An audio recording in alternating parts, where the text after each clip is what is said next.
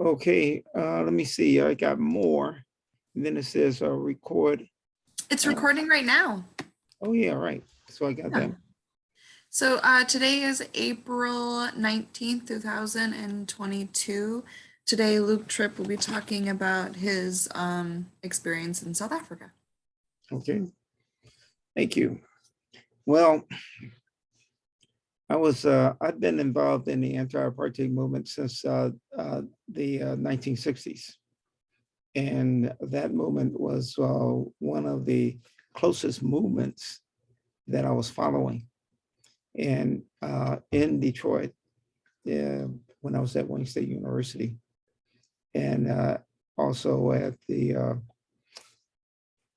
later in the, I've participated in many demonstrations, saw many movies, and heard many lectures on the anti-apartheid struggle.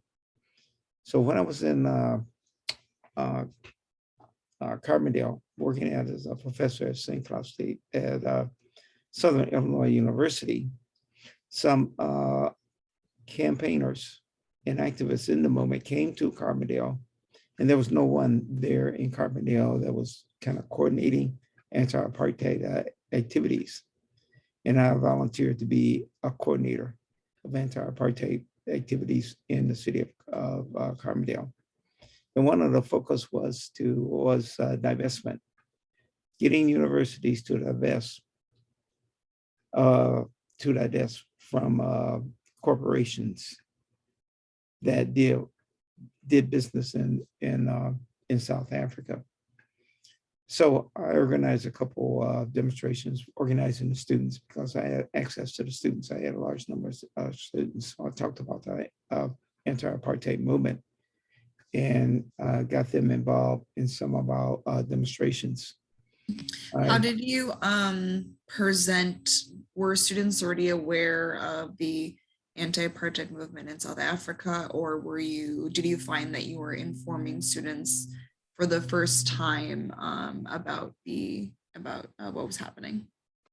Most of the students didn't have any detailed knowledge about the movement in South Africa. They had a general, South Africa anti-apartheid movement was in the mass media, but there was not a lot of information on that movement. And there was no movement in Carbondale before, the recruiters came, and they volunteered to accept a lot of the literature that they had and organize a group there. And then one of our actions, of course, since the university was the focus of the anti-apartheid movement, I arranged for the students to attend an open meeting with the trustees. And in that open meeting, I confronted the board of trustees and the president himself about the investments of Southern Illinois University in companies that did business with it in South Africa. And of course, they were offended, about that, by bringing that unofficially on the agenda, because they did not meet to discuss anything about divesting their money in South Africa. Right? So it was kind of sort of viewed, my actions in the presence of the students there was viewed as disruptive. Right? But, we didn't kind of bogart the meeting in terms of interruption things. We just made an announcement while we were there. It's just like, excuse me, we are here, and stated the reason why we're there, to basically persuade the trustees to divest in all their holdings in businesses, American businesses, or any business that deal in South Africa. And once we stated our purpose and all that, we sat around for a little while, and then they left because they were not going to act on it anyway, the issues that we brought up. And then there was another event where the president was there. It was basically a community gathering and meeting. And so at that meeting or gathering, I confronted the president about divestment and getting the university to divest in South Africa. Well, the president and trustees never bought on to that. So we kept having had demonstrations with placards denouncing the U.S. The university for not divesting. And of course, How did your political action affect your day-to-day experience as a professor there? Since again, this was your first teaching experience, you're mobilizing students, you're telling them to take their money away, which universities are huge hubs of financial wealth. So well, essentially their reaction, they viewed what we were doing. I was wondering, like, how did it affect your day-to-day at all?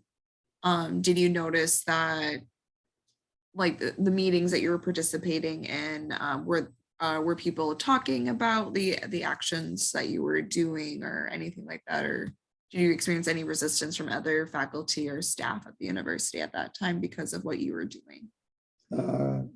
No.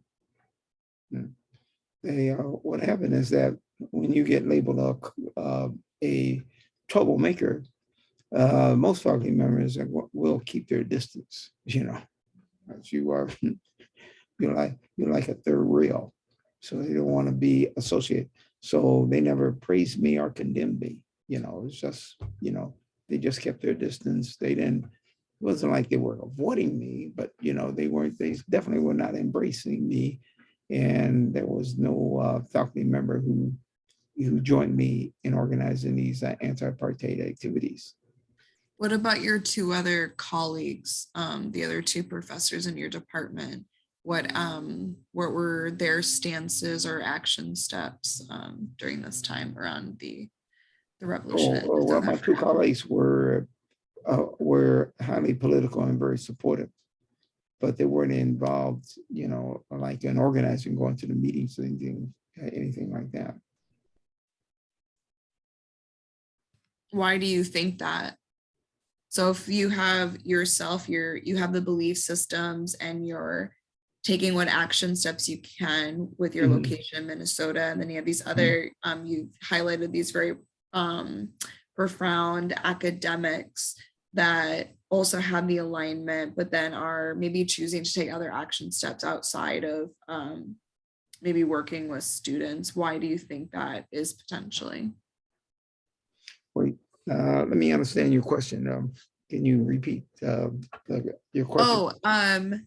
I guess, why do you think the other faculty weren't involved with working with students as well, like along with you, since you have the same belief systems, you're working with young people, because I'm assuming, you care about them, you want them to advance. But you said that your two colleagues weren't working with the college students and helping organize at that time. I was just wondering if you had any ideas of why maybe they chose not to participate like you were participating. Because I don't think their whole orientation was not that of being activists, and then their orientation was more academic, and they were, they weren't against what I was saying, but a lot of times you get the sense that, a lot of people who have a certain set of beliefs, it's still not just because of the belief, it's not that they're going to engage in the same kind of activity that you would engage in. For instance, they have no problems discussing apartheid in South Africa, and taking a stance against it, but going around marching with placards, a lot of people, that's just not their style, and they may not feel as comfortable, like doing that. So they don't criticize others for doing it, but they feel free to discuss these things, but they're not going to go out there and walk in a picket line, because that's not. They rather write about it or talk about it. And then plus, they weren't involved at the level I was involved in. Right? They had other kind of commitments.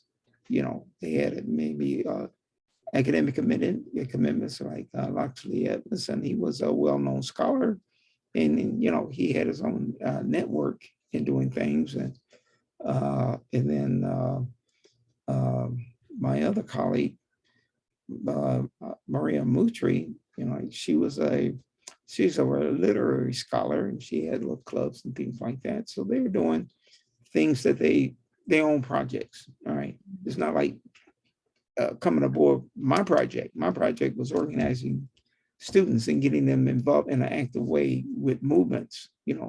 So that's my contribution. And so everybody, we're not cookie cutter faculty folks, all right. But they were always supportive of what I was doing. But they just didn't participate the way I participated. I chose to participate. What strategies do you feel like you applied from your experience doing organizing work and learning in Cuba, and then the organizing work that you were doing in Detroit? What transferable skills were supportive when you were organizing students at the university level? Well, the skills in terms of what is very important is that you have to be very concrete in terms of actions. And I noticed in an organizing folks, you cannot organize, it's difficult to organize people around just abstract things. You have to organize them around, have a clear target and a clear strategy of what you're going to do. Now, in organizing students, I said basically when I was at Southern Illinois University, I organized them around trying to preserve the Black American Studies program. And then the other is about the anti-apartheid program. Now, how do you do that? Well, these are very concrete things. With the anti-apartheid movement, we had a concrete objective. We wanted the university to diverse its funds from that. So that's kind of concrete, right? And so what do we have to do?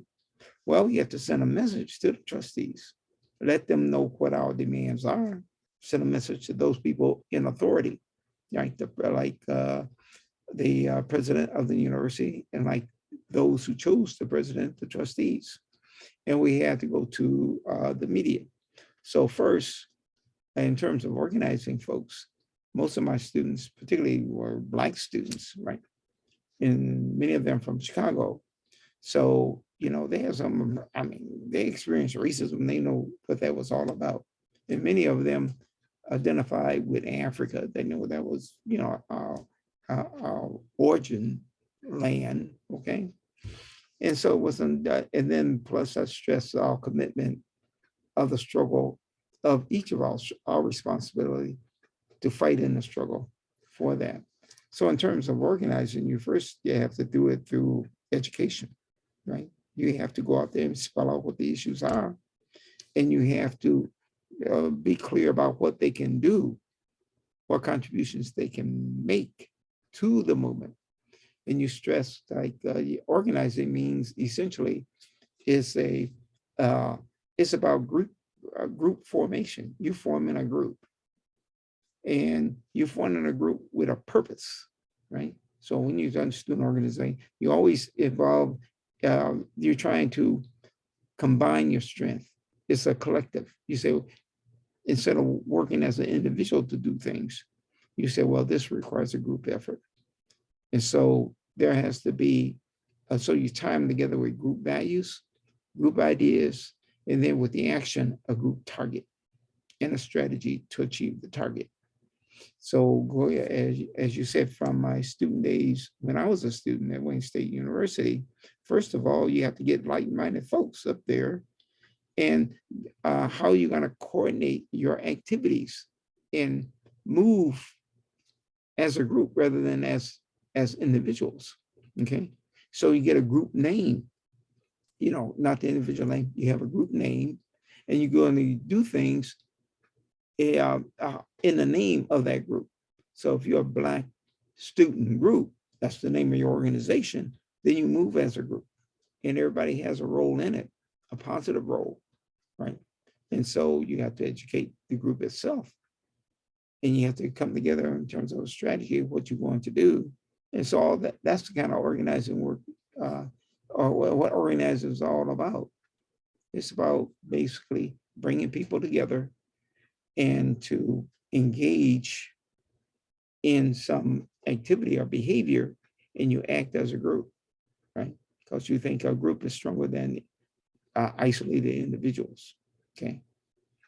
And so you come together so you can coordinate your activities and all move together to achieve some goal or some objective. So how did the students, was it challenging or easy for them to come together as a group that you're mentioning? How were you able to do that? It wasn't that hard to get them to participate.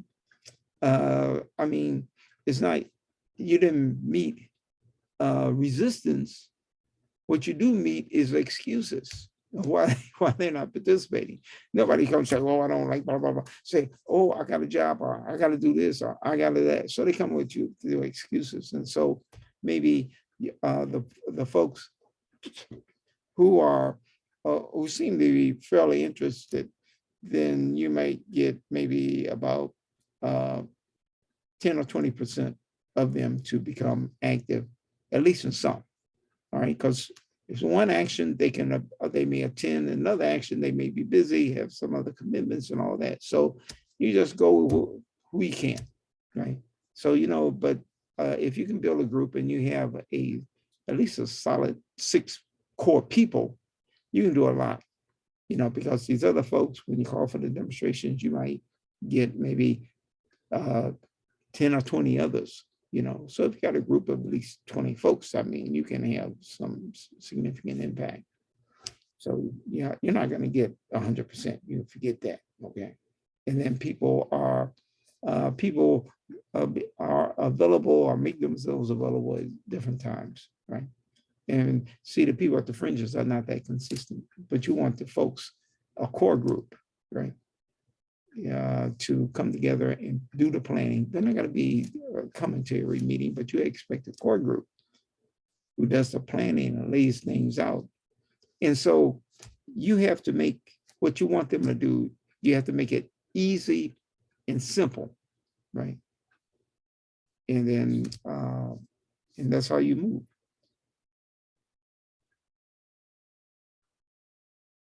So what were your goals or the students' goals at the time to take action to show resistance towards the anti-apartheid movement?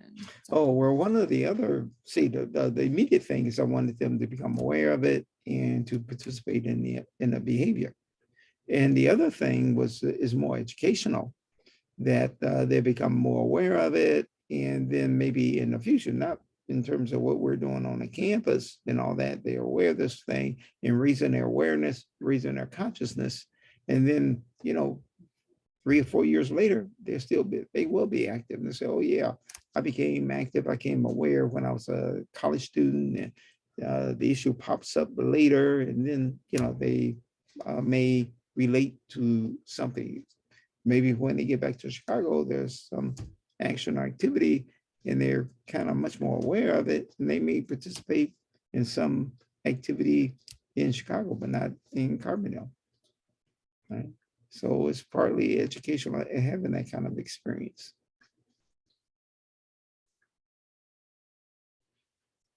And one of the things we can talk about, since I dealt with 2 important issues when I was in my 7 years at Southern Illinois University from 1982 to 1989. And I told you last time that the administration decided to really fire all 3 of us in the Black American Studies program: Loxley Edmondson, Marie Mutri, and me. All right. So then I had that was a graduate student, Buster Cooper, and he was from Minnesota. And he said, hello. And he informed me of a vacancy at St. Cloud State University in St. Cloud, Minnesota, right? Because that's how up until that point, I never heard of St. Cloud, Minnesota. Minnesota, yes, St. Cloud, that city. So among the universities I applied to Southern Illinois University, along with other universities, and I eventually was hired there. So I moved, and also in the fall of 1989, and that's also when in the fall of 1989 is when I got married, and yeah, my wife and I moved to St. Cloud, and I began working in 1980 in St. Cloud as an assistant tenure track faculty member in the Department of Interdisciplinary Studies and American Studies and Urban Studies. Those these three components, interdisciplinary studies, American Studies, and Urban Studies. So I joined that. And at that point, well, let me talk about the St. Cloud at that time. St. Cloud at that time, now St. Cloud is the largest city in central Minnesota. And the large employers in St. Cloud are the St. Cloud State University, Veterans Hospital, and the state prison in St. Cloud. So those are three big public institutions. There's also some large businesses there, right? So it's a relatively mid-sized town, and it was virtually all white. When I moved there in 1989, now presently, Somalis make up maybe as high as 30% of the population of St. Cloud. And when we moved there were virtually no Somalis, and only a handful full of Black folks. Okay, and the professional Black folks worked at the vet center or the university and a few other small businesses. And of course, St. Cloud reminded me of a city in the 1950s, right? Is the city in 1989 was very conservative, very traditional. I mean, they weren't, if at 6 o'clock you wouldn't see too much traffic because everybody kind of ate dinner at 5 or 6 o'clock, right? Well, I mean, it was that kind of time, on Sundays, it was predominantly Catholic town, so everybody's at mass and all, right? It was a very 1950s like city. And for Black folks, when very few Black folks moved in, because felt like that Blacks were invaders or intruders, so that was kind of the reaction for Black presence here, right? And so in the early 90s, there was an Ethiopian resident here. He was kind of a community activist, and he said, "Oh, his first one to alert us." He said, "Oh, the Somalis are coming." All right, because there were very few Somalis here, right? And so the next 5 or 6 years, the wave of Blacks were basically Somalis. There were Blacks coming to St. Cloud from Milwaukee and from Chicago.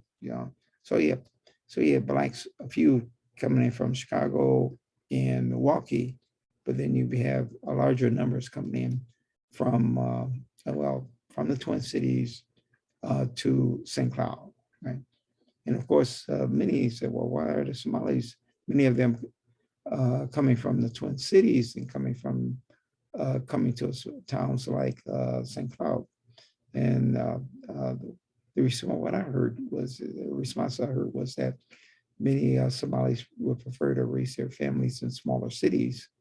And, the large cities, living in all that was too much of a environment for raising children, right? So they thought that was a better, smaller place and all.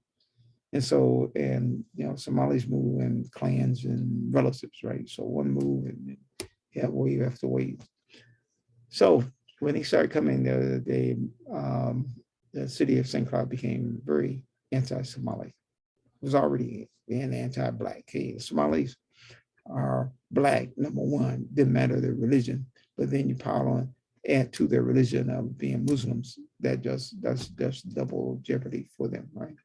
And it was not St. Cloud was not an inviting place for Black folks, okay, period. And of course, so what happens? Well, the city's going to put the police on alert, right? And so Black folks became very under surveillance by the police because, as I said before, the Black community was viewed as intruders, in this nice little white town, right?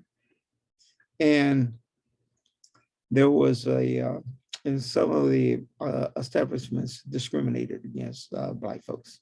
So when I moved, some Black students were complaining about a club, kind of that really was very hostile to Blacks. You can go to the club or had all kind of issues there. And the club was now about a half mile from the campus. And so the students were complaining about it. And Buster and I met with these students. And I said, well, we're going to have a picket or a demonstration against that club and also against the police, because the police was constantly harassing the Black students, in the city. So I got in there and I was teaching courses. So I told my students, I organized my students and said, we're going to have a demonstration, in this, it was voluntary, right? So I tried to encourage them to come to the demonstration. And we had a march from the campus down to the beach club. That's what they call it, the beach club. And then from the beach club, we marched on down to the police station, right? To denounce police brutality, right? We went back. So a couple of days later, I got a letter in my mailbox. And I opened the letter. In the letter was a KKK pamphlet. So it's sending me a message because, it was publicity about the demonstrations, and they knew, I was one of the organizers of that picket line, So that was a form of threat. So I notified the police and the FBI, and they just brushed that stuff out, right? Okay. So that was one of the calling cards of that, and the KKK sent me this pamphlet. Was what was in the letter. So that was the beginning. Like on my first year here, I thought I was going to St. Cloud and get a little relief. Say, okay, this is a small town, probably quiet and all that. No. Ran smack into racism straight away and began continue to fight against whatever you find racism, you fight against it. And so one of the activities I tried to organize and became involved in is for the establishment of a human rights commission and putting pressure on the city to basically institute a human rights commission to deal with the rampant racism in the city. Right? And there was everyday kind of incidents. Let me tell you about a couple. Right? It was one Sunday. I went to a convenience store to buy a Sunday paper. So I went to the store. There was a rack where the papers were held, and there was an employee, a cashier, and she was cashing out one customer. So I went there just to buy the paper, and I was the next customer. And there was another white woman with a basket full of items. So the cashier pretended that she didn't see me as the next customer and motioned for the white woman to come in. to come up to the counter. And so the white woman told the cashier, oh, she said, oh, he was here first, right? So again, white service, I'm gonna ignore this black customer, right? The service is white woman, I'm gonna play like I don't see. And looking at the corner of my eyes, oh wait, is he gonna steal something? Okay, so in seeing you and not seeing you at the same time, and then a white privilege, white's gonna be served before you, right? And then, but I'm not gonna admit my racist behavior. I'm gonna play like I just didn't see you, right? Okay. Now, there was another incident that occurred at Crossroads. I took you and Comrade, my son, to Crossroads because I was going to buy you a toy. All right. So the three of us walked into Target. Now there was a white guy, I glanced over there and he was kind of eyeing us, right? Yes, he was part of security, right? Whenever you enter in, security alert. So he was, I went down aisle A, looking for things, took you and Comrade down aisle A. And I look up and there he was. Okay, is this a coincidence? So I went and took you all to aisle B. And I look up again, there he is, pretending to be shopping. All right. Okay. I went to the next aisle and looked around, and there he is again. So rather than confront him, I took you and Comrade. I said, okay, let's just go to another store, right? Because this guy is pulling security, and, I guess we are security risks. We're not there to shop. We're there to steal. We're not there as customers. We're there as thieves. That's the way he saw. So we went out and went to another store in the mall. And then there he is. He pops up again. I thought that maybe he was just security for Target, right? But he followed us around. So that was the last straw. So I turned to him and I said, you are stalking my kids. And I'm going to call the police on you, right? And so I pulled that on him, okay? And then he walked away, okay? Right. So that's incident number 2. So you're coming in shopping, you automatically viewed not as a shopper, but as a shoplifter. Okay. Now there was another incident, and I don't know if you remember this. You were playing soccer. You were on the soccer team at St. John's, and you said you need some shoes, soccer shoes. So, okay, let's go to the sporting store. All right. So we're at the sporting store, and then finally got a clerk. He goes over there, tried on a couple of shoes, right, to get the right fit. Then a white customer came. And when a white customer came, we're still searching for the right size and all. He just abandoned us and just started,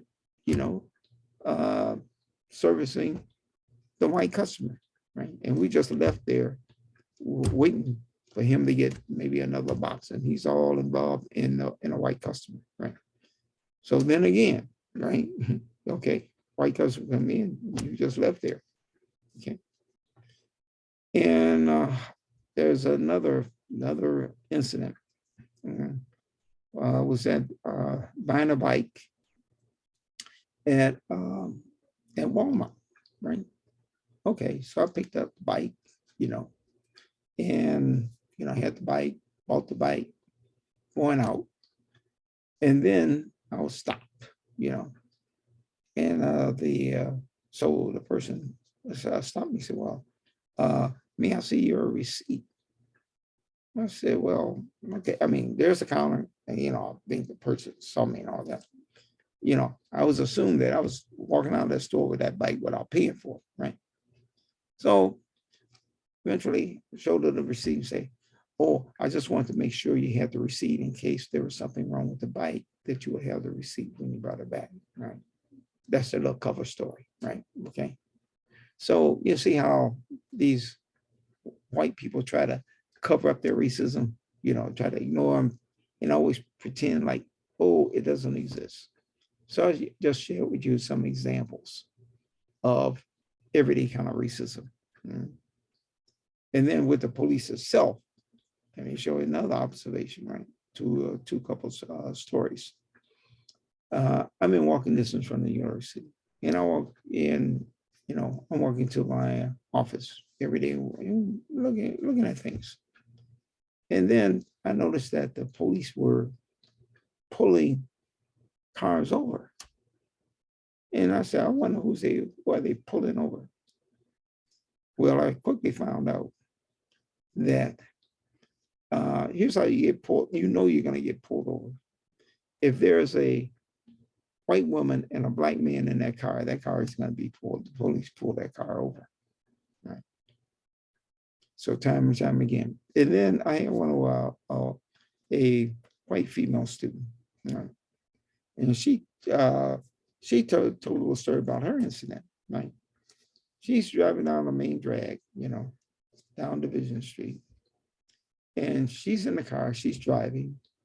And then there's a black student, in the back seat, and her white girlfriend, right? Okay, so the three of them in the car. And they're driving, following the traffic rules. All of a sudden, she sees the blinking lights in the thing, a signal for her to call over. She said, well, I wonder why I'm being pulled over. I'm not speeding or anything, right?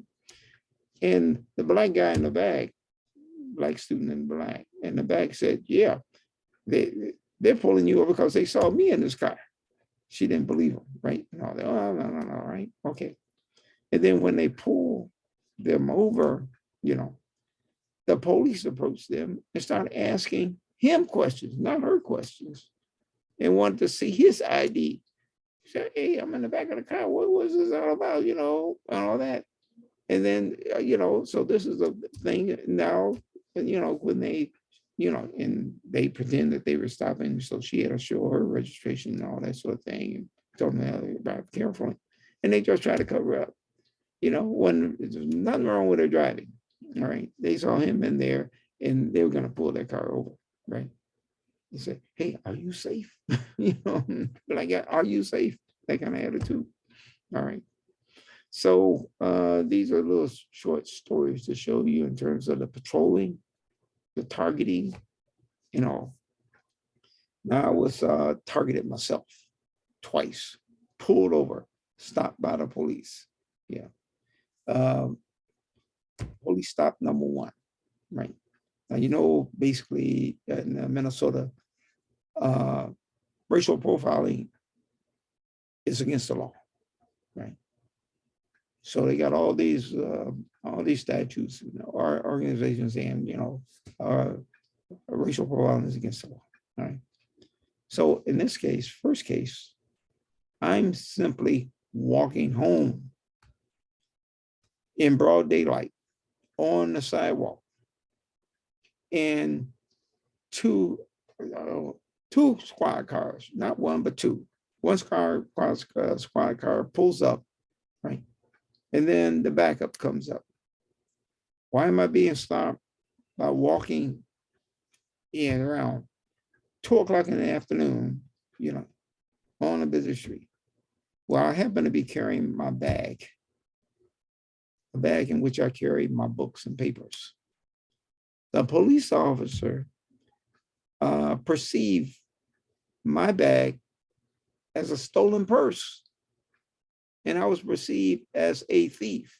Black man carrying a bag, looked like a purse, probably a purse snatcher, right? That's why I was stopped.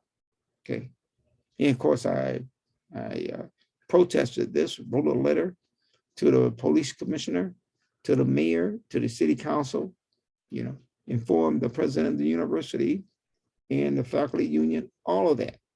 This is what being a fighter means. When you're violated in some way, you fight back. When you see racism out there, you fight back.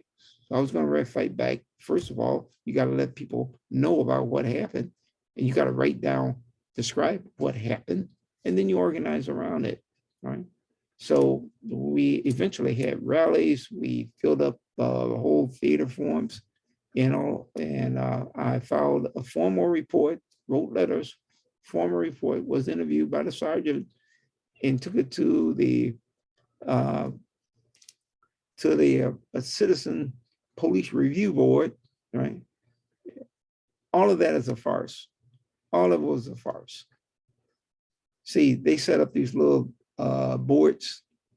People say, well, you should have a citizen review board. They say, oh, we're going to have a police civilian review board. That's set up by the mayor. The mayor chooses who's ongoing out there, including police officers.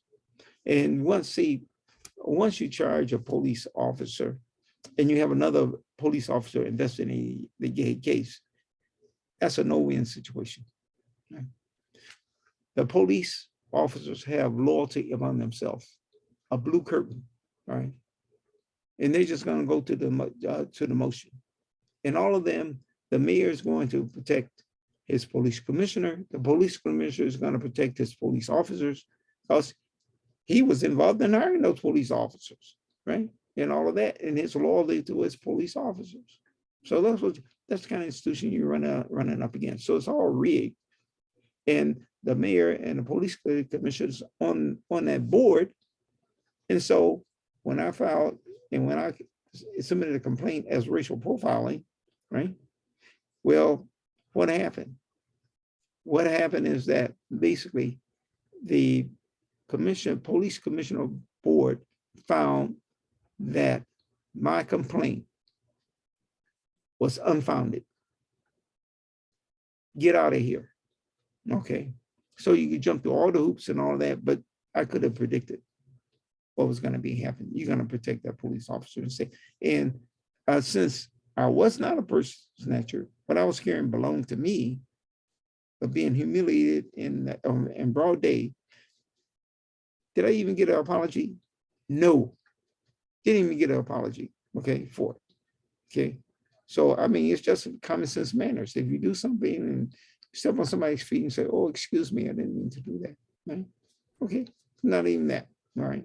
So that's basically how Blacks will view your complaints are not even worthy of an excuse, even if you're not guilty. Okay. And then incident number 2 was at this time, I'm riding a bike. Okay. No, I'm not in a car. And it's on near Lake George. Right. And so I'm getting ready to ride around the bike. And I had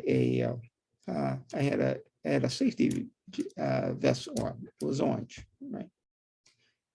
And I was pulled over by the police. I mean, the police kind of signaled me for stop. I'm on my bike here and all that sort of thing.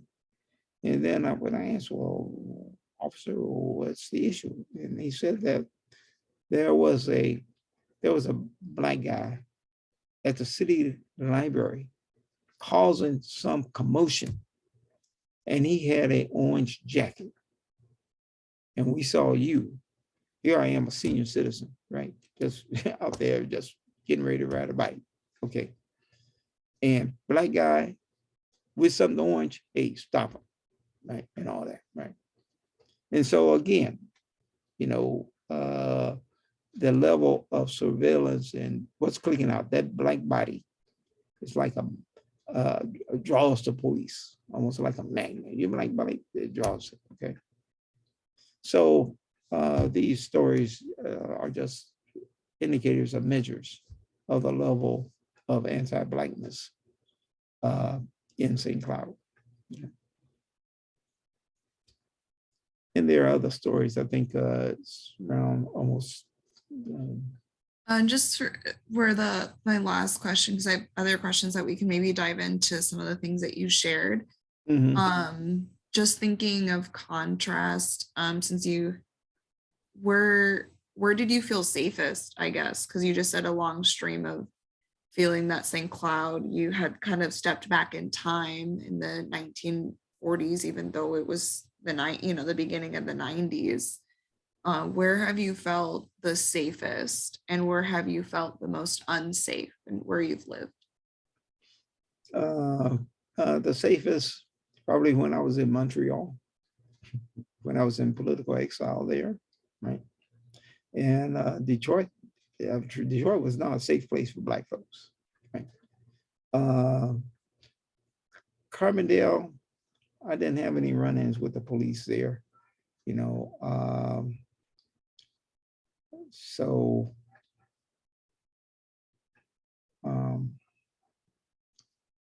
but St. Cloud and Detroit, you know, in Champaign or Urbana,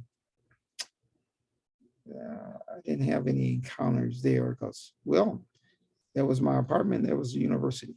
Okay. And that's what I, you know, I wasn't going out in the city itself and all, right? So in Detroit and St. Cloud is where I think the greatest level of tension I felt. And how do you feel currently now that it's 2022 and you still live in St. Cloud? Yeah. St. Cloud is still tense. I mean, this is Trump territory, right? You know, city of St. Cloud went for Trump. Okay. And so do I feel tension in St. Cloud? Yes, I do. And plus, there's you have a fairly significant right wing, you know, segment in St. Cloud. Okay.